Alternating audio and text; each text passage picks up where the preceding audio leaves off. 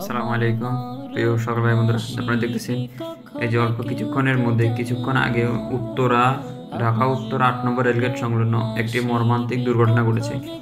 ঘটনাটি ঘটেছে একটি ভাই যখন ট্রেন আসতেছে দেখতেছে উনি, অথচ দেখার পরে উনি নিজে এই ট্রেন দেখার পরেও নিজে কেন জানি রোড ক্রস করতে গেছিল। রোডটা ক্রস করতে যেয়ে উনি সাথে সাথে ওইখানে ট্রেনের বাড়ি লেগে আঘাত পেয়ে সাথে সাথে জায়গায় ডেড বডি হয়ে গেছে। অথচ ওনার যদিও মারা গেছেন, কিন্তু লোকটি মারা গেছে আপনারা দেখতেছেন, খুব মর্মান্তিকভাবে মৃত্যু হয়েছে। কিন্তু ওনার মাথায় বাড়ি লাগছে, মাথায় বাড়ি লাগার কারণে মাথার হেড একদম হয়ে গেছে। মর্মান্তিকভাবে দুর্ঘটনা করেছে, এরকমভাবে করেছে যে ওনার মাথা একেবারে ফেটে রক্ত বের হয়ে পুরা রাস্তার অংশটা পুরোটা একদম ভিজে গেছে বলে চলে।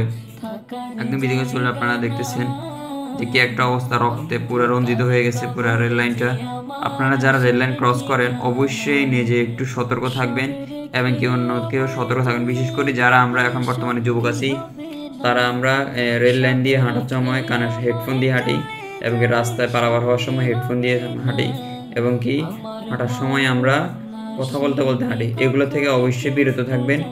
এই জন্য আপনাদের সকল কাছে রিকোয়েস্ট থাকলো যে এই সমস্ত দুর্ঘটনা থেকে, এই মর্মান্তিক মৃত্যু থেকে আল্লাহর কাছে হেফাজত চাইবেন, যে আল্লাহ যেন এর মর্মান্তিক মৃত্যু থেকে আমাদের সকলকে হেফাজত করেন। সবাই ভালো থাকবেন, সুস্থ থাকবেন। আসসালামু আলাইকুম রহমতুল্লাহি ওয়া বারাকাতুহু। দেখবো যাকে তিনি হলেন শাহে মদিনা, কবর মাঝে মা বাবাকে দেখা যাবে না। দেখবো যাকে তিনি